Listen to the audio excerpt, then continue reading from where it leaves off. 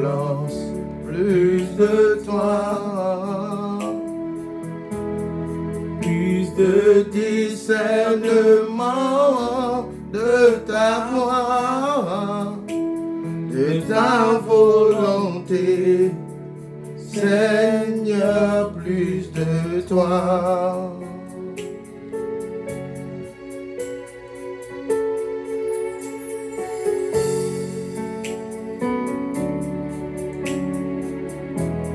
Oui, Seigneur, nous désirons plus de ta nature. Nous désirons plus de ton caractère. Nous désirons plus de toi. Plus de toi, Seigneur, plus de toi, plus de ta ressemblance, plus de toi, plus de discernement de ta voix, de ta volonté, Seigneur, plus de toi. Plus de toi, Seigneur, plus de toi,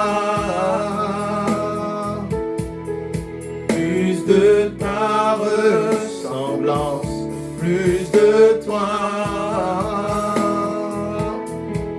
plus de discernement de ta voix, de ta volonté, Seigneur, plus de toi, Seigneur, plus de toi, oh, Seigneur, Seigneur, Seigneur, plus de toi, Seigneur, Seigneur, nous voulons plus de toi, mon Dieu, Seigneur, Seigneur, nous voulons plus de toi, Seigneur, Seigneur, Jésus, plus de toi, Jésus, plus de toi, Jésus, plus de toi, Jésus, oh, Jésus, oh. Merci Seigneur pour ta gloire. Merci aux larmes. Merci aux larmes. Merci aux larmes de ta présence. Que ton nom soit béni. Seigneur, Seigneur, Jésus, plus de toi, oh, Jésus, plus de toi. Je veux t'adorer ce matin. Je veux te bénir, éternel. Qui est comme toi, éternel? Qui peut se mesurer à toi? Laisse-nous ce matin t'adorer. Ce que nous voulons, c'est toi, éternel. Quelle présence de Dieu. Merci, éternel Dieu puissant. Tu es remarquablement là. Ce que nous voulons, c'est toi. Yes. Ce que nous voulons, c'est toi. Ce que je veux, c'est toi. Ce que nous voulons, c'est toi. Descends sur nous comme une pluie, une brise légère, dans la douceur de ta présence. Ta nuée nous entoure, Kabao, Kabao. Ta nuée nous entoure, Kabao, Kabao. Merci Seigneur. Descends sur nous comme une pluie, une brise légère, dans la douceur de ta présence. ta nuée nous entoure, Kabao, Kabao. Ta nuée nous entoure, Kabao, Kabao. Descends sur nous comme une pluie, une brise légère dans la douceur de ta présence. Ta nuée nous entoure, Kabao, Kabao. ta nuée Nous entoure, Kabao, Kabao. Ta nuée nous entoure, Kabao, Kabao. ta nuée nous entoure, Kabao, Kabao. Merci Seigneur pour ta gloire.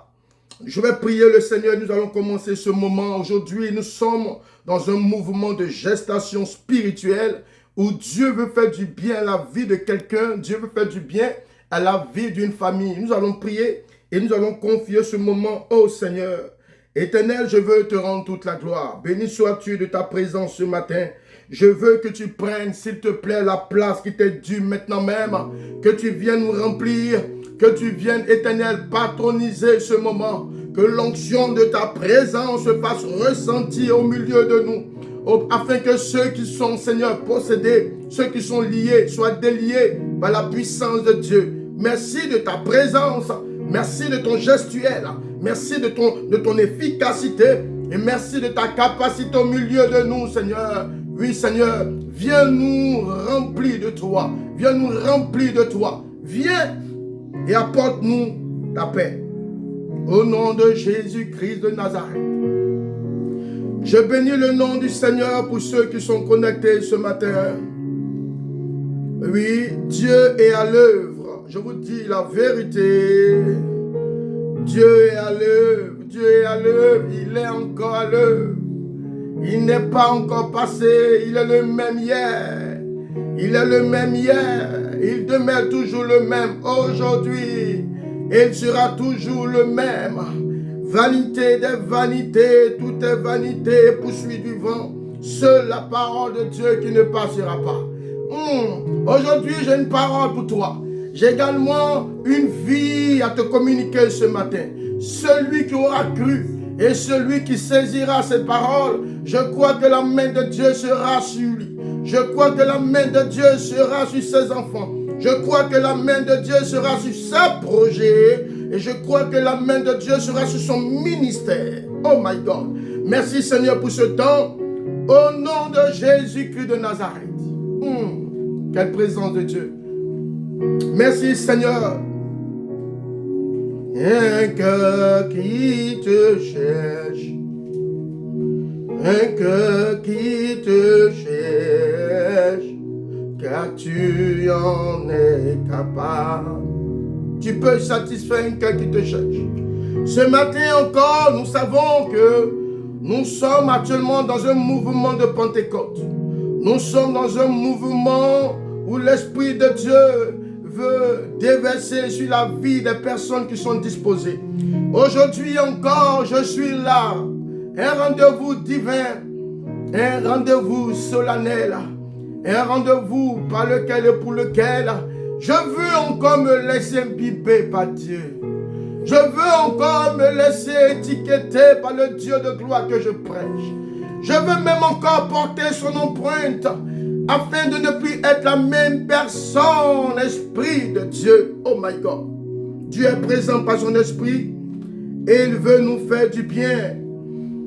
Ce matin, nous allons encore par la grâce de Dieu, comme nous avons l'habitude de le faire, nous allons encore, si l'Esprit nous permet, de pouvoir survoler, de pouvoir naviguer sur certains versets, certains passages de la Bible, afin que nous puissions comprendre où nous sommes en train de partir.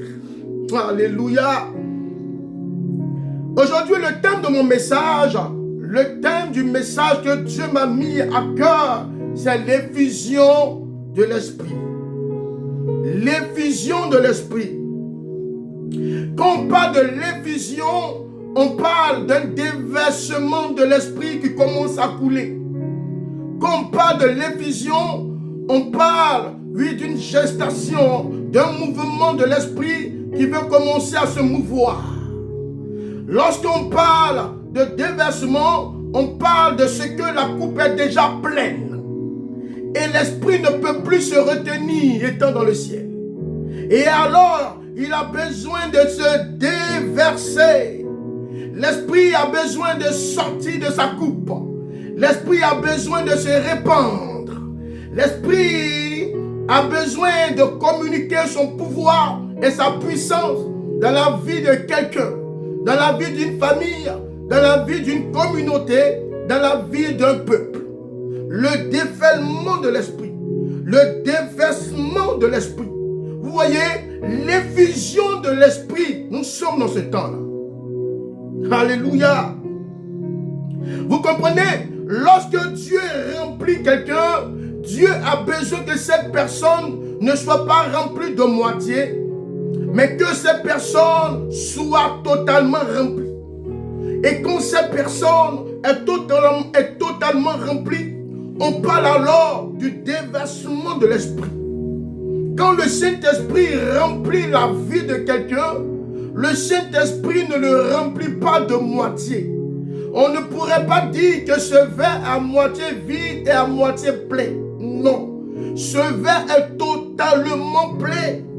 Parce que le mouvement de l'Esprit est communiqué par la décision du Créateur. Le mouvement de l'Esprit ne peut pas se contenir. Le mouvement de l'Esprit ne peut pas être attaché à un arbre. Le mouvement de l'Esprit ne peut pas être attaché à une racine, ni être attaché à quelqu'un. Le mouvement de l'Esprit nous a été donné depuis le ciel. Nous allons partir à la source, afin que nous puissions comprendre là où je suis en train de partir. Quand le Saint-Esprit descend sur la vie de quelqu'un, le Saint-Esprit descend sur sa vie comme une ombre. Le Saint-Esprit descend sur sa vie comme une pluie. Le Saint-Esprit descend sur sa vie comme un mouvement divin. Oh my God. Un mouvement divin. Et comme ce mouvement divin ne peut être touché, alors il s'incarne, alors il pénètre, alors il rentre. Et lorsqu'il rentre, il va se positionner dans ton être. Et c'est ton cœur qui l'appelle. C'est ton cœur qui l'attire. Nous allons étudier la parole et nous allons voir de quoi il est question. Vous voyez, avant de pouvoir comprendre avant de pouvoir toucher le but, ou je pourrais dire la source de mon message, je vais pouvoir naviguer déjà sur certains versets. Je vais déjà naviguer sur certaines actions que le Seigneur a eu à manifester avec ses disciples. La Bible dit que lorsque le Seigneur était avec ses disciples, la Bible nous enseigne que le Seigneur les enseignait. Le Seigneur lui a demandé de ne point quitter à Jérusalem, mais d'attendre la promesse. C'est le Seigneur qui leur a dit cela. Parce que le Seigneur leur a donné une promesse. Et voyant le Seigneur partir, oui, ses disciples, oui, allaient être affectés. Ils allaient être touchés du départ du Seigneur. Oui, il faut aller constater que dans nos vies d'aujourd'hui, lorsque tu es attaché à une personne, que tu aimes cette personne, et que cette personne devrait partir, ou arriverait que cette personne retourne à la terre, dis-moi un peu, comment te sentirais-tu? Mal. Très mal. Et le Seigneur Jésus a vu que ses disciples l'aimaient tellement, non pas à cause des miracles, non pas à cause des prodiges, non pas à cause de ce qu'ils pouvaient manger, non pas parce que lorsqu'ils sont auprès du Seigneur, ils pouvaient avoir des éloges. Voici les disciples du Seigneur. Ils sont, oui, élogés de partout. Non, non, pas du tout. Ils étaient auprès du Seigneur parce qu'ils l'aimaient. C'est l'amour qui te conduira à pouvoir voir l'ascension du Seigneur. Si tu n'aimes pas le Seigneur, tu vas te retourner sur le chemin de ta destinée, comme les 70 autres. Si tu n'aimes pas le Seigneur, il y a des commandements de Dieu que tu ne pourras pas manifester. La Bible dit dans le livre de Jean, si tu dis aimer Dieu, si tu dis aimer le Seigneur, alors garde mes commandements. Garde mes commandements, parce que ce sont mes commandements qui vont t'abreuver. Ce sont mes commandements qui vont te nourrir. Ce sont mes commandements qui vont te garder. Ce sont mes commandements qui vont te baigner de protection, de sécurité et de gloire. Alors tu dois les garder. Quand tu gardes les commandements du Seigneur, Jésus te prendra pour aller le voir monter au ciel. C'est le commandement du Seigneur qui te donne d'arriver à Jérusalem. C'est le commandement du Seigneur qui te donne de pouvoir arriver sur le chemin de ta destinée. Oh my God, si tu n'aimes pas Dieu, il y a des choses que tu ne peux pas voir. Et vous voyez, lorsqu'ils étaient avec leurs disciples, lorsque le Seigneur était avec ses disciples, il leur enseignait la bonne nouvelle. Il leur enseignait le royaume des cieux. Il leur a communiqué la pensée, oui, de pouvoir rester ferme dans la foi. Il a donné la pensée de continuer à vivre l'amour, de continuer à vivre la persévérance, de ne jamais se relâcher. Et conviendrez-vous avec moi que ce n'est pas facile de voir quelqu'un partir parce qu'ils aimaient le Seigneur. Ils ne voulaient pas que le Seigneur parte, mais il devait partir pour que mon ami fidèle descende. Il devait partir pour que la nuée de gloire descende. Il devait partir pour que la pluie divine descende. Il devait partir. Et le Seigneur n'est pas allé, oui, en cachette. Il est parti aux yeux des disciples. Lorsqu'il était en train de leur donner l'enseignement, pendant qu'il leur donnait l'enseignement, oui, il était en train de monter. Oui, il était devenu léger. Il était devenu 2 fois, 3 fois encore plus pur. Oui, il était au-dessus même de la loi de l'univers. Il est en train de monter. Il montait. Il défiait même les mathématiques. Il défiait même la physique. Il défiait même la science. Oui, il est en train de monter. Et lorsqu'il montait, il y avait des yeux qui le regardaient. Des yeux émerveillés le regardaient. Ces yeux étaient les yeux de ses disciples. Les yeux de ses disciples. Et il leur donnait des conseils. Il leur donnait cette recommandation. Je vous le dis, pendant que je suis en train de monter, voici ces paroles que je vous donne. Ne quittez pas Jérusalem. Attendez. Attendez à Jérusalem. Continuez de suivre ma mission. Continuez de prier. Continuez de me rechercher. Vous ne devrez pas quitter à Jérusalem, la source où j'ai commencé quelque chose de gloire, la source où j'ai bâti quelque chose de nouveau. Vous ne devriez pas aller en Judée, vous ne devriez pas aller en Samarie, mais restez à Jérusalem, restez au centre, là où tout sera impacté par moi. Et il montait, et pendant qu'il montait, il leur disait, oui, attendez la promesse. Attendez la promesse. La promesse que je vous ai promise, cette promesse descendra. Attendez la promesse. Et ses disciples ont retenu ces paroles parce qu'ils l'aimaient. Quand tu aimes Dieu, tu gardes ses commandements. Quand tu aimes Dieu, quand Dieu te parle au travers de la Sainte Écriture, tu gardes, oui, ses commandements. Tu gardes la parole de Dieu dans ton cœur. Et c'est la parole de Dieu qui te transformera. Si tu n'aimes pas Dieu, tu ne vas jamais garder sa parole. L'amour que nous manifestons en Jésus, l'amour que nous manifestons par Jésus en Dieu, oui, c'est cet amour que Jésus a manifesté pour nous. Il nous le demande cela en retour. Avant que le consolateur ne descende, Dieu veut voir l'amour manifesté par Jésus en Dieu. S'il n'y a pas d'amour, il n'y a pas de main forte de Dieu. S'il n'y a pas d'amour, il n'y a pas de main de présence de Dieu. La Bible dit que la main de l'Éternel n'est pas courte, mais ce sont nos péchés qui rendent sa main raccourcie. C'est nos péchés.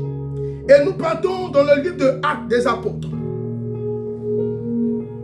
Dans le livre de Actes des Apôtres, chapitre 1, verset 3. La Bible nous dit, après avoir souffert, il se présentait à eux, vivants, eux et leur en donnant de nombreuses preuves pendant 40 jours. Il se montra à eux et parlait de ce qui concerne le royaume de Dieu. Avec Dieu, c'est l'authenticité.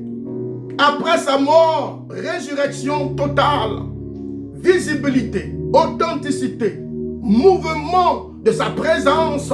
Parce qu'en ce temps-là, le Seigneur ne pouvait pas être partout en même temps. Quand bien même qu'il était avec ses disciples, il connaissait la vie de ceux qui vivaient ailleurs. Il ne pouvait pas être partout en même temps. Il ne pouvait pas. Parce qu'il subissait. Il voyait les menaces de Satan. Il voyait les prisons de Satan. Il voyait les chaînes de Satan. Il voyait, oui, les liens que Satan, oui, apportait dans la vie des gens. Satan lie des vies. Satan lie des familles. Et le Seigneur, pendant qu'il était avec ses disciples, il ne savait que faire. Oui, alors, il a commencé à leur parler du royaume des cieux. Il devait mettre l'accent là-dessus. Parce que c'était son devoir. Et c'était pour cela qu'il était appelé. Et pendant que le Seigneur était en train de nous enseigner, oui, le royaume des cieux, la Bible dit qu'il est resté avec eux pendant 40 jours. Signe d'une authenticité, présentielle. Une présence authentique. Parce que l'homme a l'habitude de douter. On n'est pas sûr. Oui, est-ce que c'est réellement lui? Donc pendant les 40 jours, le Seigneur a pris le temps de manger avec eux. Le Seigneur a pris le temps de se déplacer. Le Seigneur a pris le temps de dormir. Le Seigneur a pris le temps de manifester encore de l'amour. Il a pris le temps de les enseigner le royaume des cieux. Le royaume des cieux. Et il a pris le temps de pouvoir encore leur enseigner que vous devez rester à Jérusalem. Parce que le consolateur sera présent. Le consolateur, la promesse va descendre. Et pendant qu'il les enseignait, il leur communiquait l'amour. Quand il n'y a pas d'amour dans un enseignement, c'est vide. Quand il n'y a pas d'amour dans un enseignement, c'est caduque. Quand il n'y a pas d'amour dans un enseignement, dans une prédication, c'est inepte. Tu dois vivre ta prédication avant de faire communiquer cela à quelqu'un d'autre. Vous comprenez? Donc quand nous lisons le livre de Actes, chapitre 1, verset 4, permettez-moi de lire rapidement.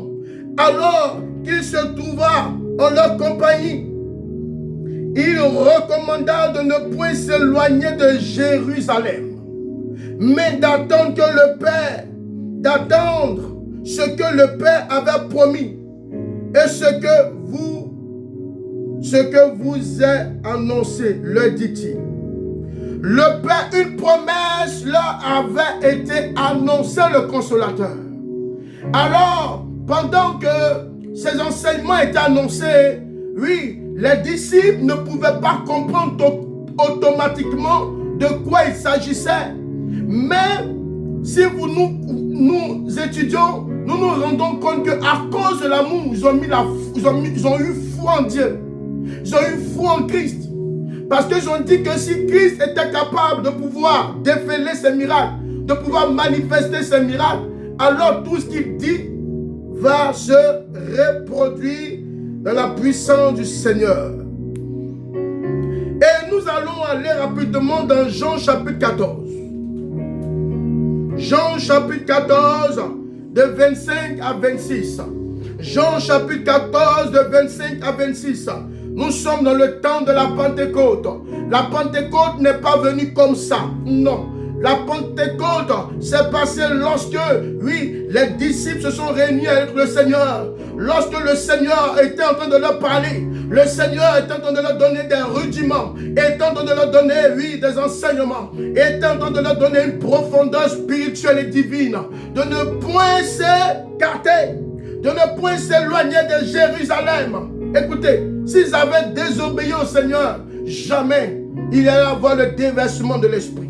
Vous comprenez? Derrière la Pentecôte, il y a la profondeur de l'amour. Derrière la Pentecôte, il y a la profondeur de l'abandon à se laisser utiliser par Dieu. Ce n'est pas parce que nous sommes dans le temps de la Pentecôte que le Saint-Esprit va venir habiter une maison faite de main d'homme. Non! Le Saint-Esprit va venir habiter une maison qui a été taillée par l'Esprit de Dieu. Une maison qui a été taillée par Dieu. Une maison qui a été taillée par le Père. Ce n'est pas parce que tu vis que tu te comportes comme la volonté de Dieu, mais c'est parce que tu te laisses remplir par Dieu que tu agiras comme Dieu désire.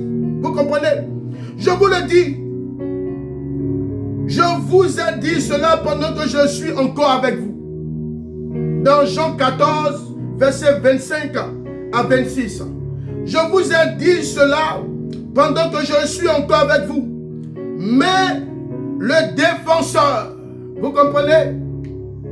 Le Seigneur l'appelle le défenseur. Mais le défenseur, l'Esprit sait que le Père enverra en mon nom, vous enseignera toutes choses et vous rappellera tout ce que je vous ai dit. Vous voyez, le Saint-Esprit ne pouvait pas descendre si le Seigneur était encore là. Ici dans la parole, la Bible nous parle, la Bible étiquette le Saint-Esprit, effectivement, comme le consolateur. Comme le consolateur, oui. Aussi, la Bible l'étiquette comme le défenseur. Donc, le Saint-Esprit est la source de l'explosion. Le Saint-Esprit est la source de la protection. Le Saint-Esprit est la source de la bénédiction. Le Saint-Esprit est la source de la vie. S'il n'y a pas de vie en toi, c'est qu'il n'y a pas la personne du Saint-Esprit. C'est parce qu'il y a la vie en toi que tu verras le Saint-Esprit se reproduire. Tu verras le Saint-Esprit, oui, bénir tes affaires. C'est parce qu'il y a la vie en toi. C'est parce qu'il y a la vie en toi. La mort ne pourra pas te manger. La mort ne pourra pas te bouffer. Parce que le Saint-Esprit est ton défenseur. Le Saint-Esprit est mon défenseur. Le Saint-Esprit est ton défenseur. Le Saint-Esprit est notre défenseur.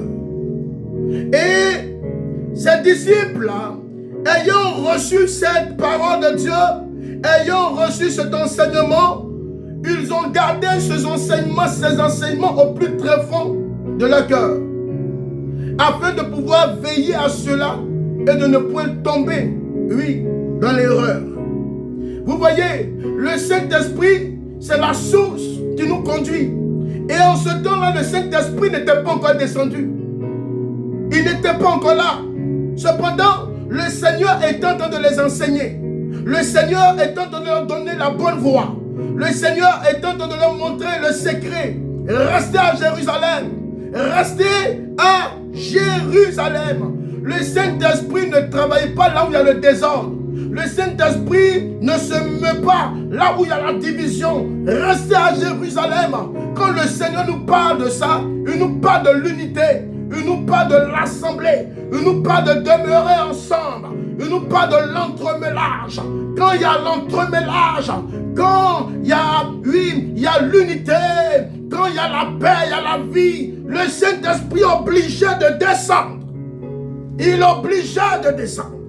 Et pendant que le Seigneur les enseignait, pendant que le Seigneur leur montrait le secret, pendant que le Seigneur leur donnait les rudiments à suivre, et qu'ils ont accepté aussi de suivre, le Saint-Esprit est en train de se préparer. Le Saint-Esprit était en train de se préparer. Il y avait un esprit qu'on ne pouvait plus saisir. Parce que le Seigneur n'était pas partout en même temps. Il ne pouvait pas être partout en même temps. Il devait se déplacer avec ses disciples. Il devait se déplacer avec, oui, ceux qui étaient auprès de lui pour apprendre. Il devait se déplacer pour les enseigner. Cependant, le Saint-Esprit était toujours au ciel, il attendait. Il était toujours au ciel. Le Saint-Esprit était impatient. Il attendait sa mission. Il attendait sa venue. Il était tellement pressé pour venir nous protéger, pour venir être notre défenseur. Il était tellement impatient, mais il ne pouvait pas descendre avant que Jésus ne monte. Vous voyez déjà cela? Une parfaite organisation. Une parfaite organisation. Pourquoi refuses-tu l'organisation chez toi à la maison? Tu n'es même pas organisé. Tu n'es même pas structuré. Même l'organisation à l'église. Tu es cette personne qui aime le désordre. Dieu ne travaille pas dans le désordre. C'est dans le désordre que Satan travaille. Quand Dieu voit le désordre, oui, il n'a plus de force. Quand le Saint-Esprit descend, il descend sur des familles qui sont organisées, ordonnées. Des familles qui ont des principes. Il faut avoir des principes dans ta vie. Il faut être structuré, organisé. Sache ce que tu fais. Sache ce que tu fais pour que l'Esprit continue de travailler avec toi. Quand nous prenons le livre de Actes, le livre de Actes chapitre 1, 8, je vais survoler parce que tout le monde connaît ce verset rapidement. Vous recevrez, tout cela, c'était vraiment une promesse. Vous voyez, vous recevrez une puissance, le Saint-Esprit survenant sur vous, et vous serez mes témoins d'abord à Jérusalem. Parce que c'est à Jérusalem que le Saint-Esprit est descendu d'abord. Le Saint-Esprit, quand il descend, il a besoin d'un contact. Il a besoin d'un contact. Il a besoin d'un point. Et quand il descend, alors il commence à déferler, il commence à déverser sa gloire. Vous comprenez? Nous allons, par la grâce de Dieu, comprendre le mot puissance. Le mot puissance. Quand on parle de puissance, lorsque je viens de dire le verset, vous recevrez une puissance. Le mot puissance désigne la capacité divine donnée par Dieu. Donc quand le Saint-Esprit devait descendre et que les disciples ne savaient pas, le Saint-Esprit est en train de se préparer à pouvoir leur donner la capacité, une capacité de Dieu. Il est en train de se préparer à leur donner, oui, un dynamisme de Dieu. Vous comprenez? Et Dieu, quand il envoie le Saint-Esprit et que le Saint-Esprit descend sur la vie, dans la vie de quelqu'un, ce n'est pas de manière bredouille. Non. Le Saint-Esprit a des qualités multiples. Le Saint-Esprit a plusieurs qualités. Donc quand il vient sur toi, il vient t'apporter la capacité de témoigner. La capacité de témoigner, c'est une puissance de Dieu. Ce n'est pas tout le monde qui peut témoigner. Ce n'est pas tout le monde qui veut aussi témoigner. Témoigner, c'est une capacité que Dieu t'accorde. Témoigner, c'est une puissance de Dieu. Ce n'est pas que ça quand le Saint-Esprit vient. Quand le Saint-Esprit vient, rappelez-vous, lorsque Pierre s'est levé, il a commencé à prêcher. Oui, c'est un témoignage. Le Saint-Esprit est venu le saisir et ne pouvait plus se contenir. Il a décidé de se lever pour témoigner de la part de Jésus, pour voir et pour brandir tout ce que Jésus a fait pour lui. Donc, oui, le Saint-Esprit, il vient te saisir, et quand il te saisit l'état de ton cœur, automatiquement ton zèle commence à monter. Ton zèle commence à monter. Tu ne peux plus t'asseoir. Tu es obligé de passer sur les réseaux pour prêcher. Tu es obligé, oui, d'aller de ville en ville pour prêcher. Pourquoi? Parce qu'il y a un zèle de Dieu en toi. Il y a un feu de Dieu en toi. Le zèle de l'évangile. C'est ça. C'est la puissance de Dieu. Ça ne te vient ni de la chair, ni du sang. Ça te vient de l'Esprit de Dieu. D'abord, quand le Saint-Esprit vient, il te donne la capacité de témoigner. 2. Quand le Saint-Esprit vient, il te donne la capacité de vaincre le péché.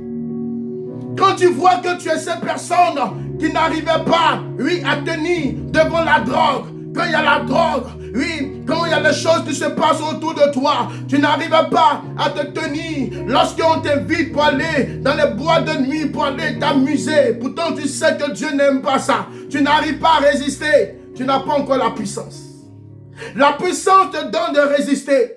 La puissance te donne, oui, d'aller même au-delà de ce que tu ne pouvais y penser.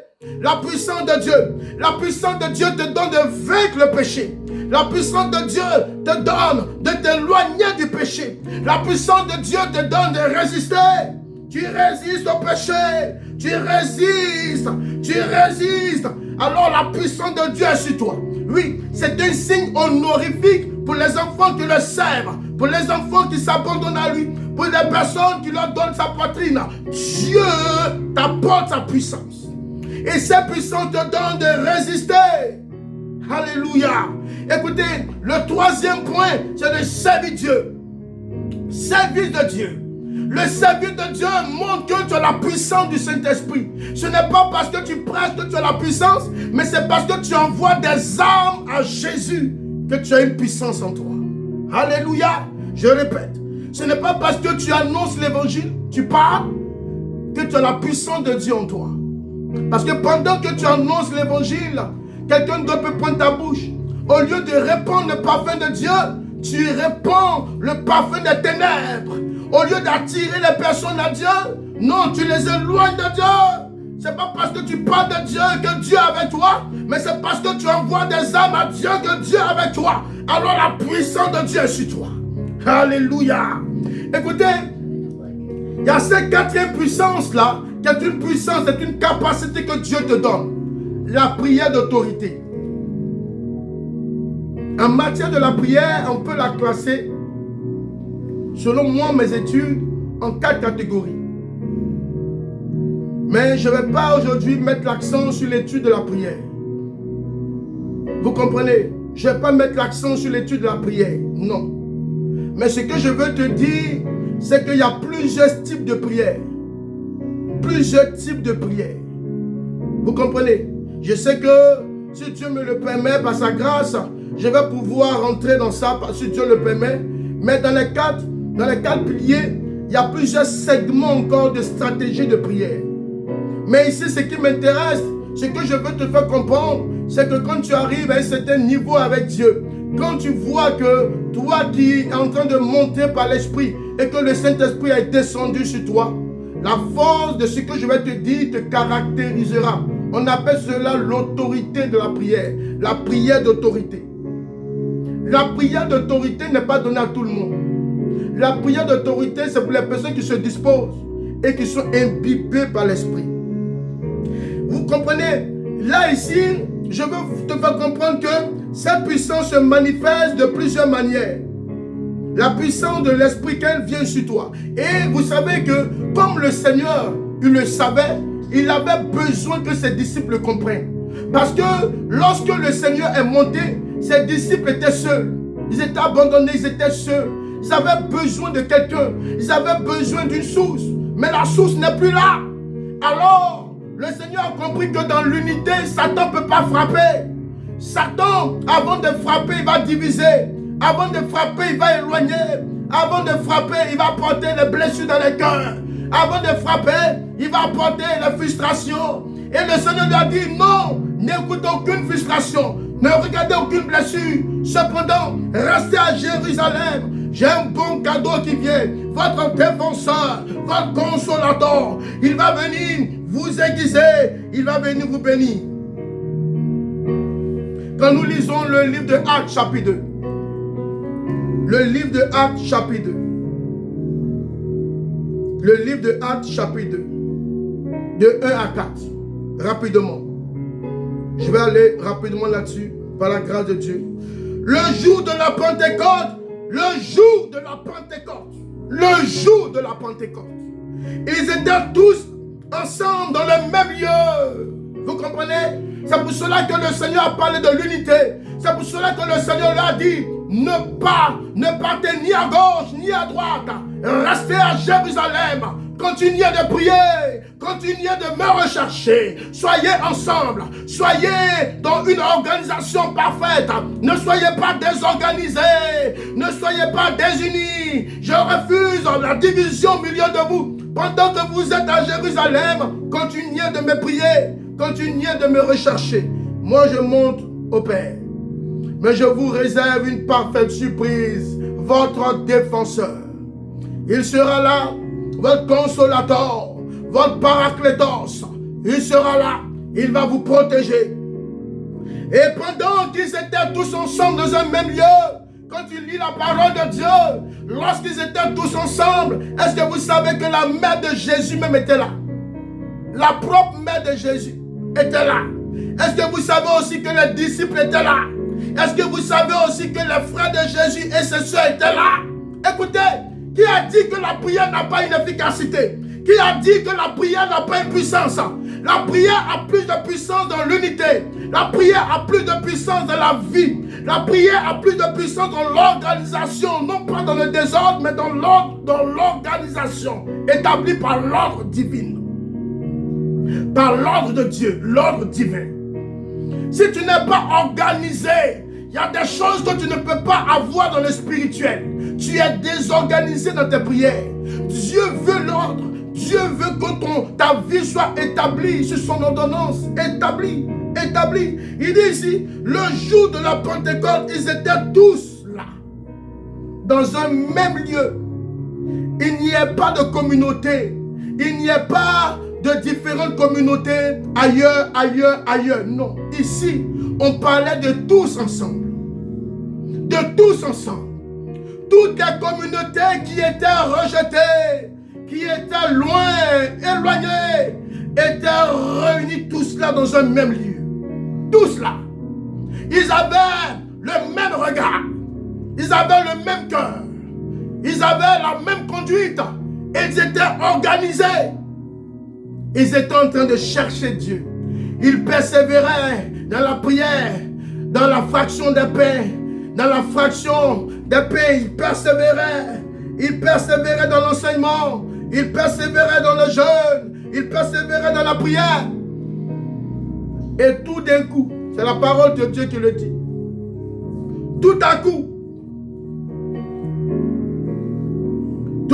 il vient du ciel un bruit, celui d'un vent impétueux. Vous voyez, la Bible encore nous caractérise, la Bible nous authentifie. Un bruit, en plus un vent impétueux. Donc imaginez que le bruit, là, tout le monde entendit le bruit. Et le vent impétueux faisait que tout le monde avait peur. La Bible nous notifie cela.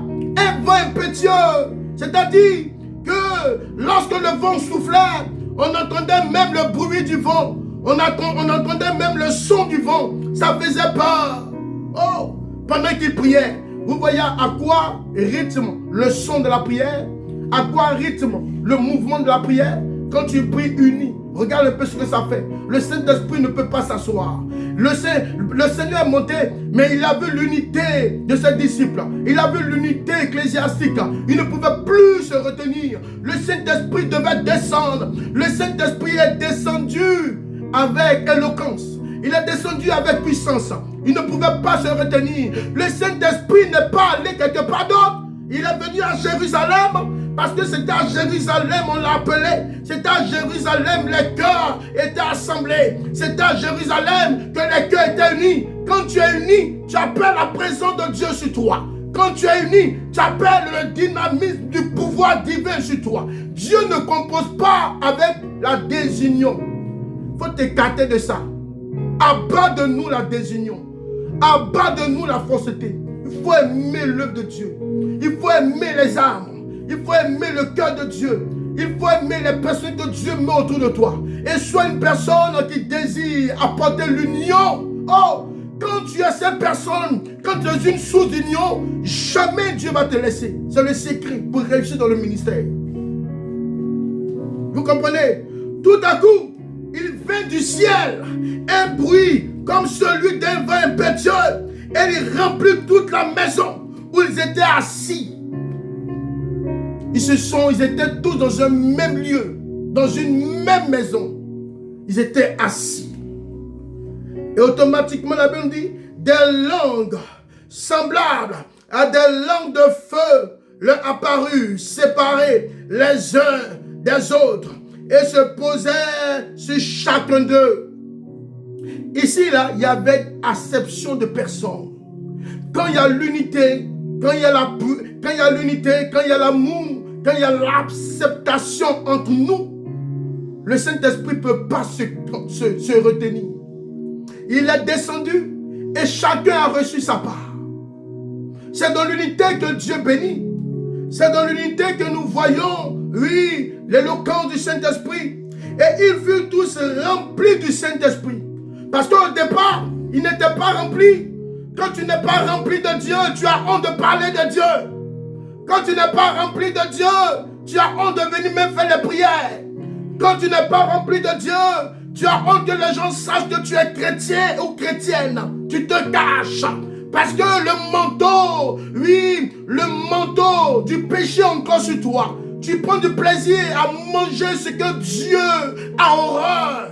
Parce que c'est ta vie qui est là, c'est ton choix. Écoute-moi, la vie que nous avons, c'est notre choix. Soit nous acceptons de marcher avec Dieu, soit nous acceptons de repousser Dieu. Et ils furent tous remplis du Saint-Esprit et se mit à parler d'autres langues selon que l'Esprit leur donnait de s'exprimer. C'est l'Esprit qui leur donnait cela. Parce que l'Esprit ne pouvait plus se contenir. L'Esprit était heureux.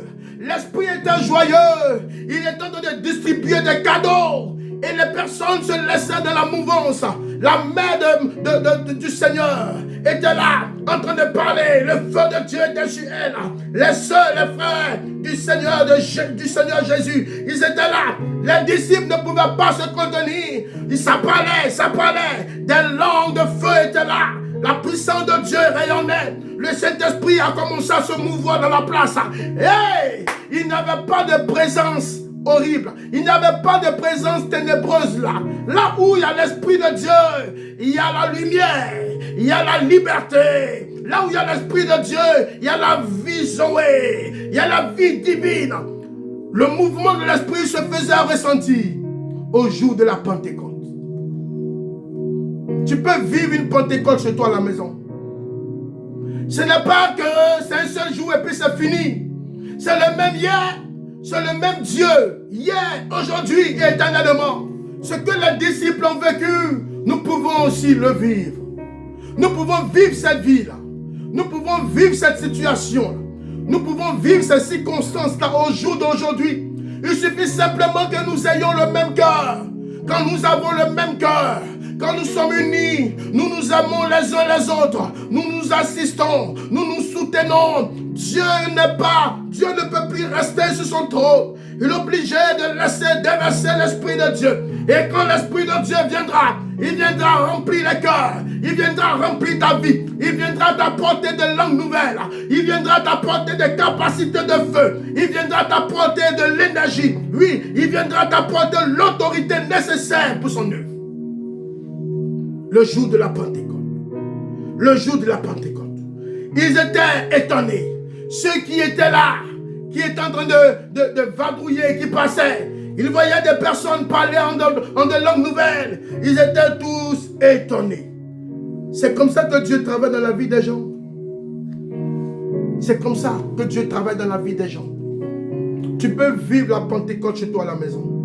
Chaque jour peut être une Pentecôte pour toi. Ce n'est pas un seul jour.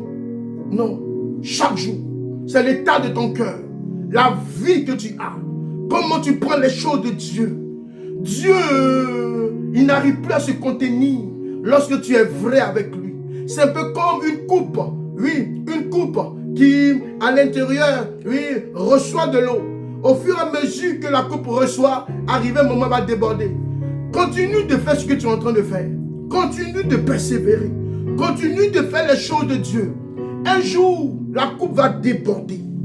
La coupe va déborder. La coupe va déborder. Et le Saint-Esprit va descendre sur toi. Il va rentrer en toi. Il va te posséder. Il va s'asseoir. Il va t'apporter ses capacités. Quand tu prends le livre de Luc, chapitre 24, verset 49, je vais lire la parole.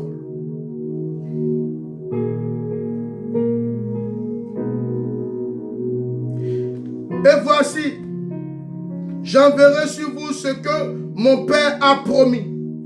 Mais vous restez dans la vie jusqu'à ce que vous soyez revêtus de la puissance d'en haut. Le Seigneur lui avait parlé plusieurs fois. J'enverrai, restez à Jérusalem jusqu'à ce que vous soyez revêtus de la puissance d'en haut. Le jour de la Pentecôte, tous les peureux n'étaient plus peureux. Toutes les personnes qui avaient peur de parler de Jésus, toutes les personnes qui avaient régné Jésus, le jour de la Pentecôte, les personnes qui étaient éteintes, les personnes qui étaient rejetées, au jour de la Pentecôte, le Saint-Esprit les a saisis pour les brandir. Le Saint-Esprit les a pris et les a mis sur la table d'honneur. Quand tu es une personne disposée pour Dieu, le jour de la Pentecôte ne passera pas. Le jour de la Pentecôte n'est pas un seul jour, c'est une vie entière. L'Esprit de Dieu doit demeurer sur toi. L'Esprit de Dieu doit demeurer en toi. Et l'Esprit de Dieu doit marcher avec toi. Hey, tel tu manifestes de l'amour pour Dieu, tel Dieu aura le regard rivé sur toi. Toujours, toujours, toujours. Le Dieu que nous annonçons, ce n'est pas un Dieu des épopées. Ce n'est pas un Dieu des histoires. Ce n'est pas un Dieu du racontard. C'est un Dieu de toute capacité. C'est un Dieu d'époque, des ères. Il navigue de génération en génération. Il navigue de génération en génération. Il connaît l'état de ton cœur, il connaît l'état de ton âme, il te connaît 100 fois mieux que toi-même. Si tu veux jouer avec Dieu, Dieu va jouer avec toi quand tu auras de plus besoin de lui. C'est le temps pour toi de comprendre que le Dieu que nous annonçons, ce n'est pas un Dieu qui vient jouer dans la vie des gens. Non, c'est un Dieu qui a prophétisé. Il a dit à ses disciples, je monte, je vous envoie le consolateur. Et cela s'est réalisé. C'est un Dieu qui connaît la pensée des hommes avant que la pensée ne puisse pénétrer dans leur âme, dans leur pensée. C'est ce Dieu que nous annonçons. Et ce Dieu me charge de te dire ce matin, autant de fois que tu vas t'exposer devant son trône, tu vas t'abandonner à lui, sa lumière va te transpercer comme au jour de la Pentecôte. Pendant qu'ils étaient dans la chambre haute, oui, les murs ne pouvaient pas retenir le Saint-Esprit. Qui a dit que le mur peut retenir le Saint-Esprit? Même le cœur le plus endurci ne peut pas retenir Dieu. Ton cœur peut être aussi dur, mais quand ton temps va arriver et que tu vas passer par un carrefour de gestation, tu vas passer par un carrefour où tu te poseras des questions, tu vas te rappeler qu'il y a un Dieu qui existe. Toujours, il y a un Dieu qui existe. Et je suis là ce matin pour te dire que le Dieu que je prêche existe encore. Il est vivant, comme au jour de la Pentecôte. Il veut que tu manges, que tu le manges. Il veut que tu le manges, que tu manges sa parole, que tu sentes sa présence, que ton cœur soit totalement imbibé par lui.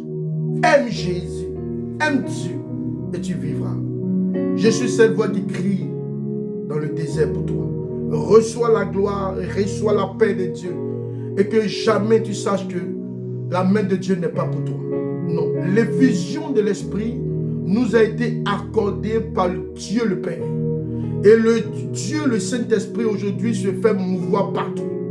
Dès le moment que tu es dans ton coin et que tu demandes, oui Seigneur, j'ai péché contre toi. Viens dans mon cœur, je vais faire la paix avec toi. Je renonce à tout ce que j'ai eu à faire. Écoute-moi, tu connaîtras une vie nouvelle. Tu connaîtras un temps nouveau. Oui, toutes les choses anciennes seront passées. Et la main de Dieu va te frayer un chemin, même dans le désert. Reçois la grâce de Dieu. Reçois la faveur de Dieu. Je suis le serviteur Hervé. Que la main de Dieu soit sur toi. Reçois l'approbation de Dieu. Et que ce jour soit une Pentecôte de gloire et d'ouverture pour toi. Et qu'au travers de ce jour, Dieu bénisse ta famille. Reçois la grâce au nom de Jésus. Shalom.